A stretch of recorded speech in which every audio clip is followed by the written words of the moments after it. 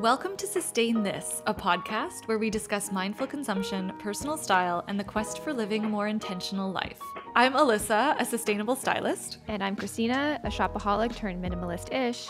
And I'm Signe, a color consultant and slow fashion style coach. Together, we will unpack the nuances of what it really means to be a conscious consumer and find more joy in what we have right now. So grab your tea, your coffee, or whatever floats your boat and join us in the conversation. Let's go! Yay! Yay! Hello, everyone. Welcome back to the podcast. Thank you so much for tuning in. Today, we're talking about the secret to smart shopping. So this is an article from fashionistspsychology.com. We'll make sure to link the article in the show notes. There's actually a really cool test that comes with this article as well. So you can kind of do a little test on your own emotional intelligence and how well you are how you can like alter your own emotions like in a shopping situation. I think that's basically what the whole article is about. I think that's what the whole topic is about in this article. And like how tapped into your own emotions you are while you're shopping and like leading up to shopping, post-shopping. As far as I understand, it's from the whole article is based on a study from the University of Kentucky. And basically it explains how similar, I really like the comparison they make that you can be like really good at eating or not eating healthy, but you can be very into all of the facts about eating healthy and like all of the nutritional facts, and you know everything about eating healthy, but you can still make bad choices. And I think it's the same in like a shopping situation. I think even for us three, we're definitely not perfect individuals. And it also depends on how you're feeling on the specific day, I think. So it's really about like how good are you at regulating your own emotions, even if you're going shopping and you're not feeling well, how good are you at regulating your emotions in that situation? Yeah. Yeah, retail therapy, you know? Yeah. Yeah, we actually all took the test, and I think we got the same result, right? Yes. Yeah. So we all got a score of 70 to 105, which is high emotional intelligence. And it says it means you have a solid and healthy relationship with your emotions to make wise shopping decisions. And I feel like this makes us all sound super perfect. Yeah. We were actually just talking about maybe it's just how we're feeling today. Like the answers that you give to that test could also just be how you're feeling today. Totally. Yeah. For sure. And I think also you might like, and I feel like with those self-assessment quizzes too, sometimes you might bias yourself to perform better than you actually do. But I think it's still a nice jumping off point to do your own self-assessment. And because some of the questions I was like, I thought it was interesting the way they asked certain questions and like scenarios that they created. So it kind of makes you think like, how would I react? Or am I in tune with my emotions? Or can I modify my emotions? Or would I in this situation? So it is a very helpful kind of quiz, a nice little self-reflection. It takes literally 3 minutes, under 3 minutes. So we will leave it linked down below, and it is very helpful. I really liked how that article does bring it back to like, you can read all of the nutrition labels and follow the macros and all of that stuff. But if I want to have a hamburger, sometimes I still am going to have a hamburger and fries. Yeah. And you really got some work to do if you want to change that, right? It's, I think people sometimes also when it comes to shopping less, that it like comes easily if you just, I think definitely it's important to become aware of the problem. But I think it's also realizing that you, especially if you do have a hard time regulating your emotions, that you have some work to do, which is the hard part. Yes. I like that this talks about emotional intelligence in general, because I feel like, especially if you're trying to shop less, like for example, if you're doing like a no buy or a low buy, I think it kind of goes twofold. For example, kind of what sparked my own motivation, it started with an emotional reason. I was angry. I was upset with myself. I was embarrassed. I was shocked when I like added up how much I spent on clothes the year that I decided to start my no buy. I was shocked and embarrassed and felt crushed under the amount of debt that I had, that I felt like was going nowhere. So the motivation to start that no buy and change my relationship with shopping was an emotional one. But then I think when a lot of times when we approach a no buy or a low buy, a lot of it is approached in the angle of logic. So kind of like, if this then that, if no buying this, no buying that, and you don't really need that. Like, it's often you like don't really need that. It's all very logical. It's all very practical, pragmatic. And I think the reason it is so hard for a lot of people to stick to a no buy or a low buy, or the reason they feel like they failed or fell off the wagon when they do buy something, or quote unquote break the rules, even though a lot of times you didn't break the rules because you set your rules to create boundaries so that it's achievable. That is emotional. So you have to factor your emotions into it, because you can't operate strictly on logic. Like, there's things. So, and I think that is kind of the key to success in challenges like that, in so many things, in shopping, just because you want to shop for fun. Like, I think being in tune with your emotions is the missing factor that I think a lot of us, it's almost like it's a skill that I think so many of us would benefit from developing and exercising and building that muscle. Because the other thing too is, a lot of us use shopping to escape our emotions and to soothe our emotions. So even being in tune with that and having that awareness, it all can't just be logical. I really feel like regulating your emotions in general should be a higher part, like the curriculum when you go to school, because it's like, to me, the closest I get is, when I became a parent, that's really when I became aware, maybe a little bit naive and a little bit late in life, but that's really when I became aware how vital it is to be able to regulate your own emotions and not let your emotion, take that out on the child, for example. And I feel like in so many life situations, being like food or shopping or whatever it is, like we need to become better at regulating our own emotions and feeling them. Is really what it is, I think. It's almost like this too shall pass type of thing. So if you are doing, I'm going to keep taking it back to low buy or no buy, for example, because I think a lot of people are familiar with those challenges and have tried them and have maybe felt like they failed. And I think that's why, we impulse buy, or why we open up the phone to scroll or any of that, because you're probably feeling something, whether it be anxiety, boredom, even kind of withdrawal to get that next dopamine hit, because we're addicted to our phones and we're often addicted to online shopping and scrolling and that escapism. And so instead, taking the 90 seconds to feel the feeling, to say, oh yes, I am anxious, or I am bored. Let's sit and breathe it out, or let's go outside and go on a walk and get fresh air, and let that kind of pain, pleasure, teeter-totter regulate back to, level back out again, instead of, I'm feeling pain, so now I gotta go buy this thing or go scroll or go open up Instagram. And then it kind of puts you in that loop. Like it's that distraction loop, that continuous distraction loop.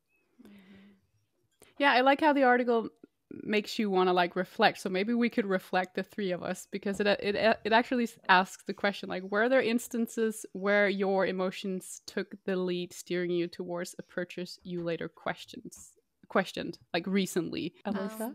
Say words, Alyssa. It felt like you were gonna say something. No, I was actually thinking, I think in general, yes, but not recently. Recently, it's been so pragmatic. But I think to both of your points, I think this speaks to so much of the other content that we've been talking about, and how we shop and how we consume and even how we style ourselves is all really part of the bigger picture in who we are in self-discovery and personal growth. Like, you can't have one without the other. So anyway, back to the reflecting.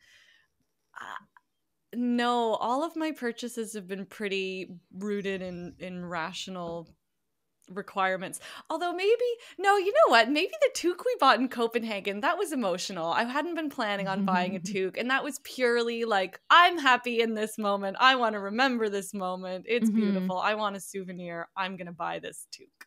Like, yeah.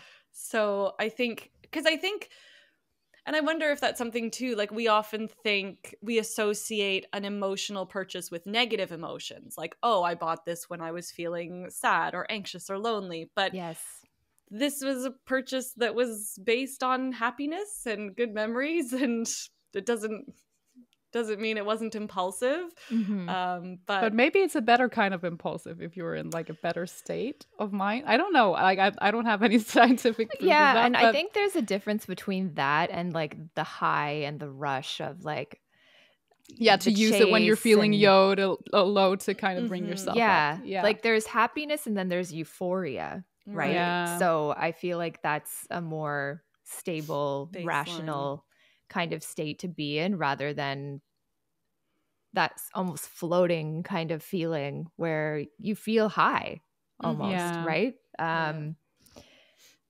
So I think there's a difference. If there's like if there's a slow kind of like you're present in the moment, as opposed to feeling that feeling of frenzy and I got to try everything and like, oh, this is the deal and I'm going to miss it. And I'm here in Copenhagen and I'm not going to, when am I going to be here again? See it again.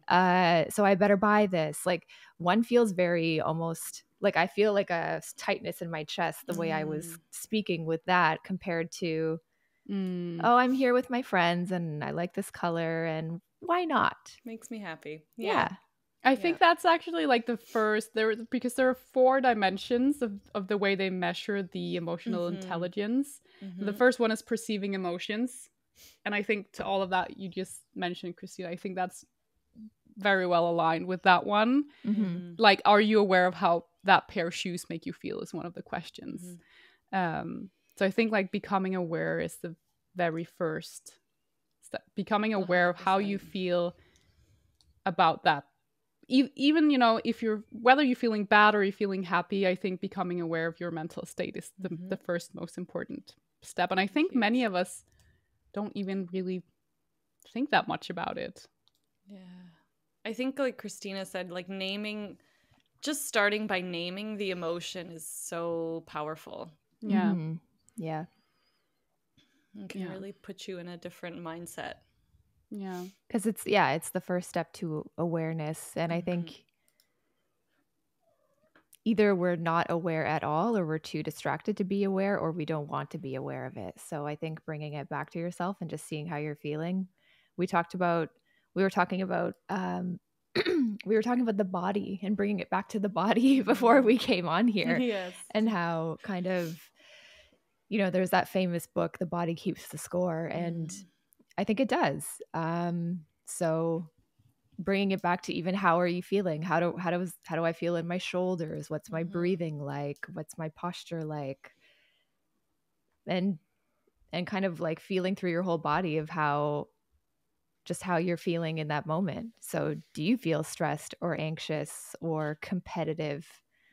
Or do you feel relaxed and chill and excited? Or do you feel euphoric and you want to keep this going? Do you feel in control or not? So I think I think naming that is very, very helpful. Yeah. So there's kind of 4 pillars of this emotional intelligence score. Yes. So the first one is perceiving emotions. Then the next one is facilitating emotions.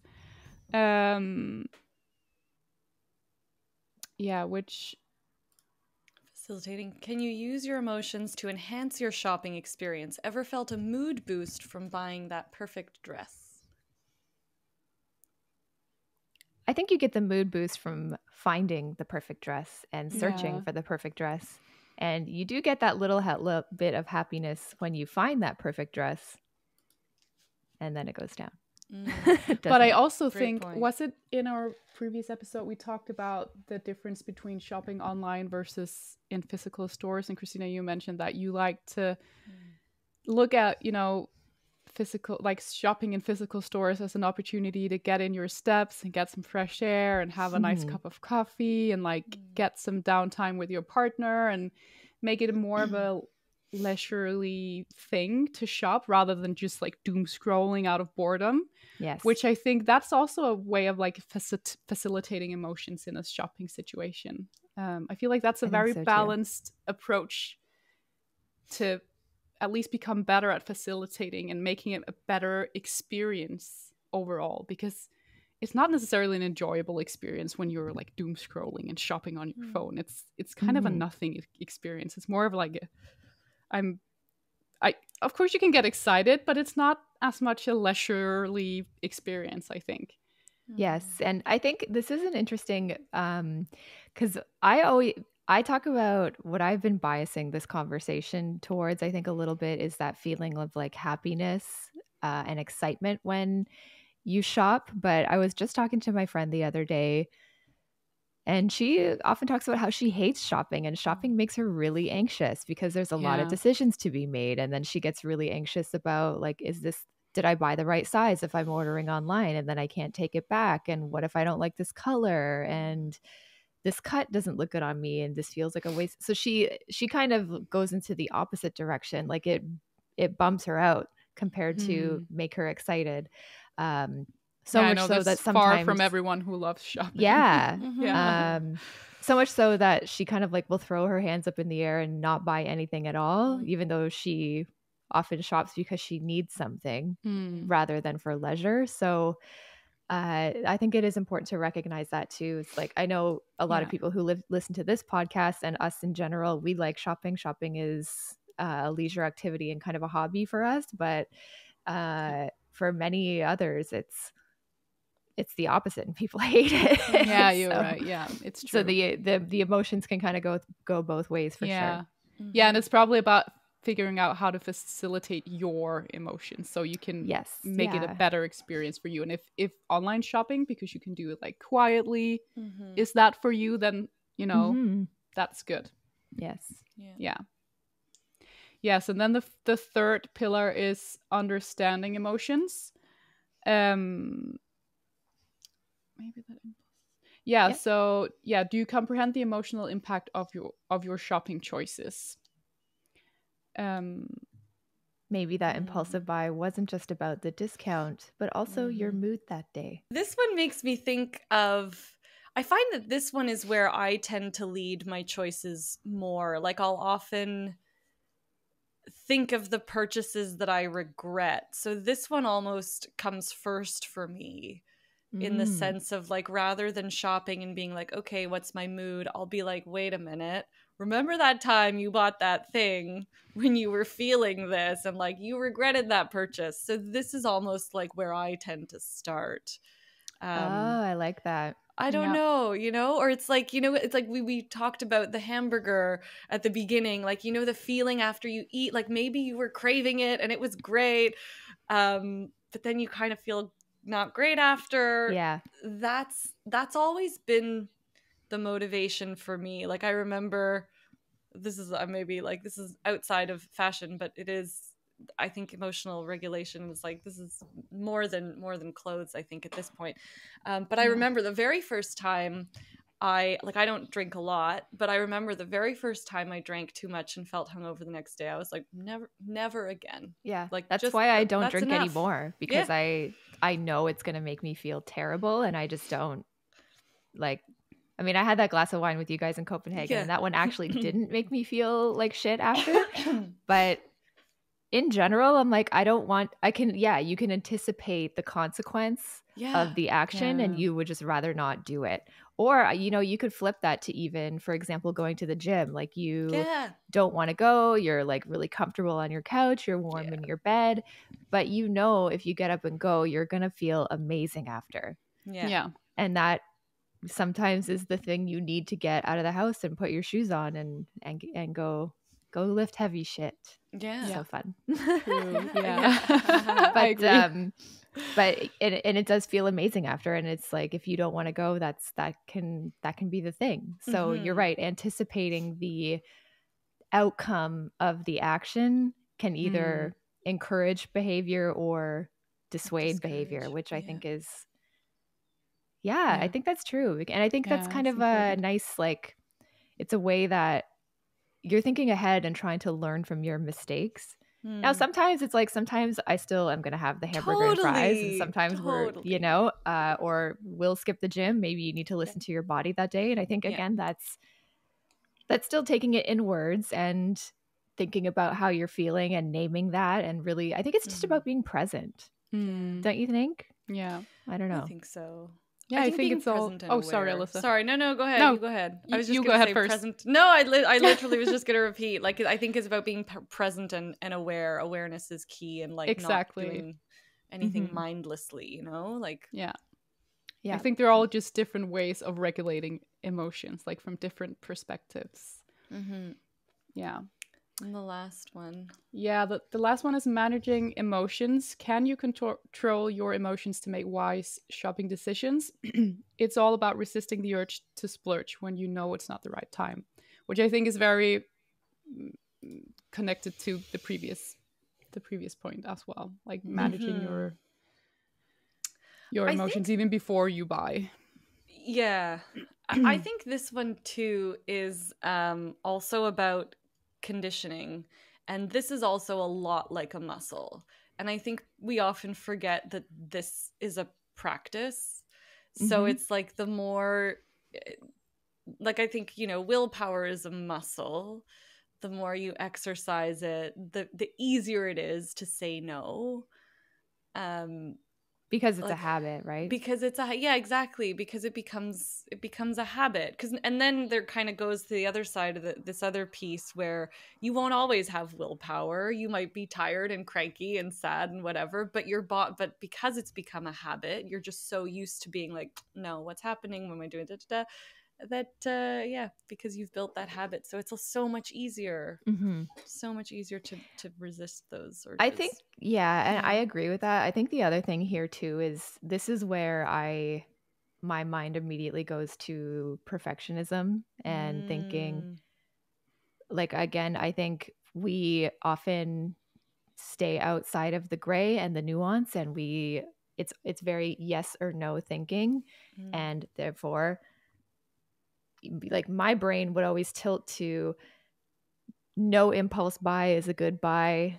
I should never really say yes, but there's plenty of times when you can say yes. So when is it all right to say yes for you? Now, this does mention it's all about resisting the urge to splurge when you know it's not the right time. So what are those barriers, boundaries for you? Is it a budget thing? Is it I just bought four new things that I haven't even worn yet?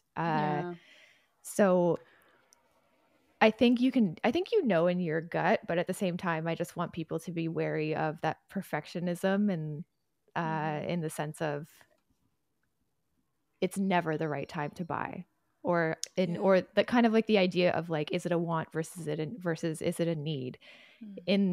I'd say for most of us, especially when it comes to shopping, we don't need anything, but we still buy because we want something. So when do you say yes? When is it okay for you to say yes? And when does it feel good to say yes without letting in feelings of buyer's remorse or perfectionism or any of those? It's like it's that perfectionistic thinking that I think can get in the way of this question. And even when you say yes, I think we talked about that last time, it can still turn out to be a no later, because it's like, okay, well, this wasn't as great as I thought it was going to be. It's not like a straightforward way. Totally. Yeah. I don't know if you want to talk about this, Alyssa. Sorry. The Loewe bag that you bought at the airport. Yes. We can talk about it. Okay. Of course. So when you texted us that you bought her, I was like, whoa, that was out of left field for me. Yeah. Like, yeah. So let's talk about it. You that's a managing emotions, and that is the urge to splurge, and you were like, oh, I'm here and I'm getting her. So what was the emotional hierarchy that happened there? Well, so you know what's interesting is that it was also very, very pragmatic. But I had to check my emotions. Like, I literally walked out of the store before I made the purchase and sat with my emotions for Like it was a solid 40 minutes. And like I was checking because my flight was leaving. I was like, hey, we're on the clock. It was like a very little bit of a frenzy. Mm-hmm. But the root, the basis of that decision was pragmatic and rational. So the reason being, a couple of years ago, I bought my first Loewe secondhand. And the navy blue. The navy blue. It's like super scuffed, but like I love it. Mm-hmm. And I realized, like, first of all, I'm not a bag person. I recognize I'm not a bag person. It's been years that I've been looking for a bag that, like, I don't want a lot of bags. I want two. I want one for spring, one for summer. I want a basket bag, which I just got. This is so exciting. And like an evening bag. The end. Like, I don't like switching out bags. Ugh. Mm-hmm. So I found the puzzle. I saved up for a really long time for my first puzzle secondhand. And then after having that bag for 2 years, I was like, this bag is so, so, so good that in my mind, I was mentally prepared to spend full price on the next one because I knew that this is my bag and that it will eliminate all other bags for me. Mm-hmm. And I was saving. So from that point on, so it's been like 2 years, maybe like a year and a half, 2 years since I bought that other one. And since then I've been like, okay, like I know how much these are on the secondhand market. And even secondhand, I've been looking, like you're constantly looking. So secondhand, the puzzles cost around $3,900 US plus taxes, duties, and shipping. So that would put me at around, sorry, we have to include numbers because it's a rational purchase. So this is where my brain was going. Mm-hmm.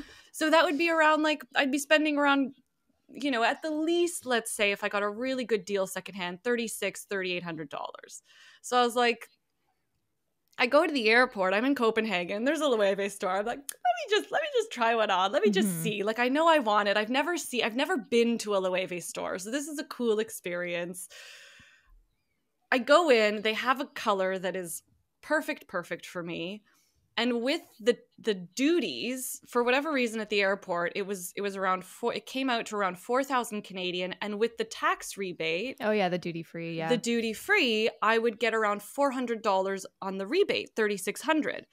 Yeah. So to me, it wasn't even an emotional. At that point, my brain was like, Alyssa, like, you won't have to pay duties, you won't have to pay shipping, you won't have to, and you're getting the rebate. This is literally the cheapest I'm gonna find this bag.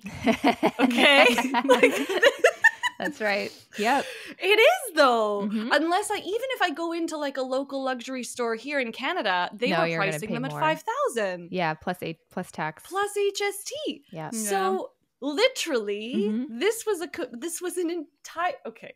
an 80% pragmatic purchase. Because Yeah, it was and, like, so, Want or need. You didn't need it. You I didn't wanted need it. it. And I wanted it. Yeah. And Yeah. and happy to spend the money. yeah, Maybe a little bit of pressure in the situation, but yes, I think with that you were able to stay in check with your emotions. You had awareness of your emotions in it. yes. And this is what I'm talking about. You will still make the purchases sometimes, Yeah. and it doesn't necessarily mean it's a bad thing.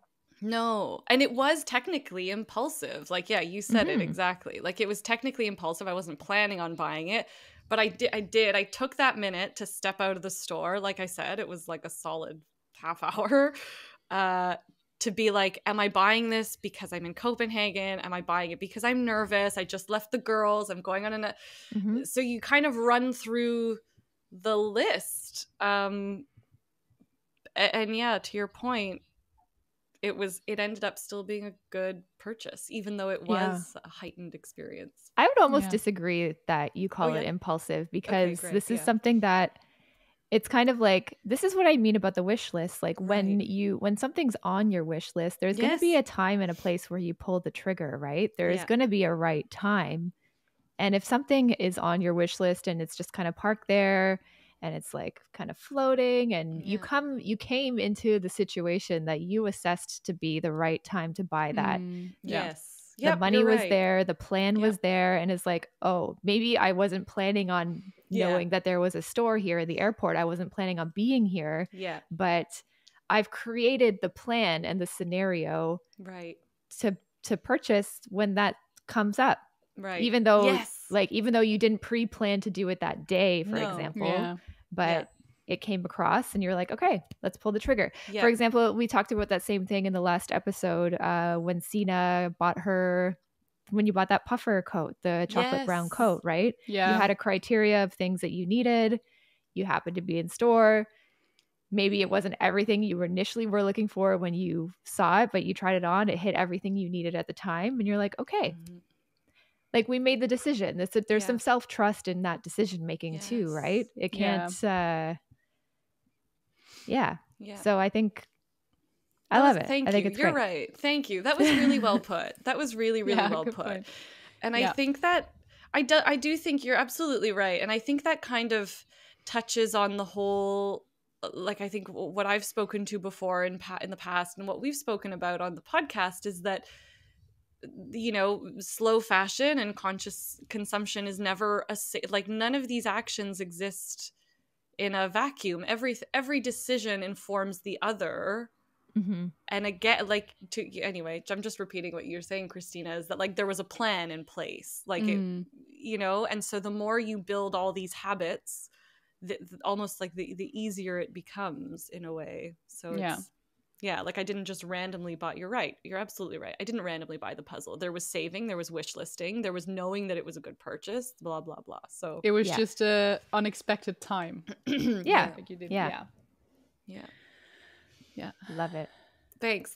Sorry. I know that was a little long-winded. No, it was good. I love that bag. Yeah, me too. What color was it?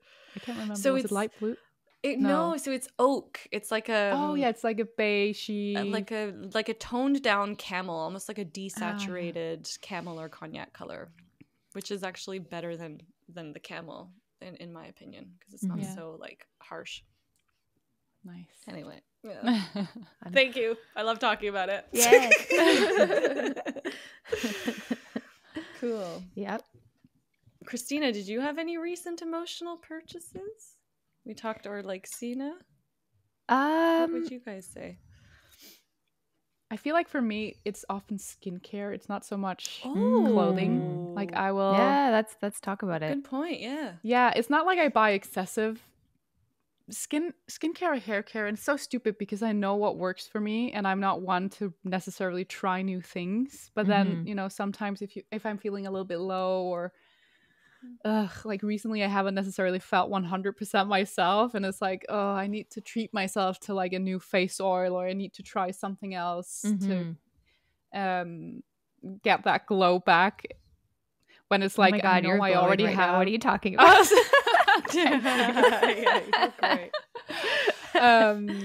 It's funny. It's often like skincare for me, which that's very. I think that is for a lot of people.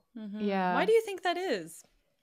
I don't know. I think it's like the promise of like a little miracle thing to like solve all of your. I don't know. It's.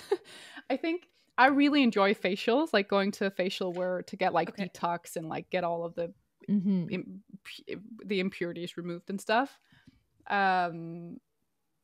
I feel like it's like a spa treatment. I think that may be the thing too. If I buy like a new skincare product, the promise of it just magically, I don't know. I don't know what it is. I think it's the whole experience, unboxing it and the smell and putting it on the skin and getting that glow, getting that glass skin. Yeah. Because I think when your skin feels like, if you're having acne or scars or any of that, it can affect your confidence, right? So I can see that definitely. Is it more rewarding, or do you feel like it's almost do you get more of like that lasting satisfaction because it's something you can repeat, and like it's more of an experiential thing, like you have the whole like ritual of putting it on before bed, and then whereas clothing, I feel like it's almost more, it's easier to fall into that trap of like, okay, wore it once and took a photo. Yeah, it's exciting when you when you put it out of the box and then But skincare, like you can repeat it. So I don't know. That's true. Or it takes. I think skincare also is that skincare is almost like a less of an instant gratification thing to me, because it often takes like 4 to 8 weeks to even see the results that the thing is promising, right? Like I think a lot of people will buy the skincare because the influencer or whoever it was said, oh, this changed my skin and this cleared my skin. This cleared my skin in a week or whatever. And it's like, first of all, it always takes longer than that. So that's something that is, I think we buy it for the instant gratification, but then maybe that's why people continuously buy skincare, because, oh, this didn't work for me. And then I have to like move on to the next thing. Else. But it takes so long to see the benefit, even up to 3 months or more. So it's but I think once you do see the benefit of it, it's like, wow, you know? So maybe it is kind of like, as you kind of allude to, that sort of continuous it might be building without of the benefit. I haven't been aware, but it actually makes sense. Yeah. It's almost more like pampering. It is. Yeah, I think so. A little bit of self-care. Yeah. I think really what this article really makes me think about is just having like that kind of emotional body awareness while you're shopping and just questioning why, but also being really honest about your answer. Not giving the ideal answer, but what's your honest answer? I think that's going to be the most helpful thing if you're keeping your emotions in check as you shop, whether it be boredom shopping or like a planned experience. I think that's going to be the most helpful tool. So let us know, were there instances where your emotions took the lead, steering you towards a purchase that you questioned? And let us know when you were like happy to make a purchase. And what was the difference maybe? Leave us a comment down below on YouTube. And like, subscribe, share. Yeah, thanks for listening. We'll see you in the next one. Ciao. Bye. Ciao. Bye. Now I say ciao because of Great. ALYSSA. Love it. Thank you so much for joining in our conversation this week. If you're enjoying the show, we'd love it if you subscribe to the podcast on Spotify and Apple and leave us a rating and review. It's one of the best ways to support the Sustain This podcast at zero cost to you. We're also a community-led podcast, so if you have any questions for us, topic requests, or even guests you want to hear from, please send us a DM on Instagram at sustainthis_podcast. We read all of our comments and look forward to hearing from you. We hope you join us again next Tuesday, where we'll talk about so much more than clothes. Ciao!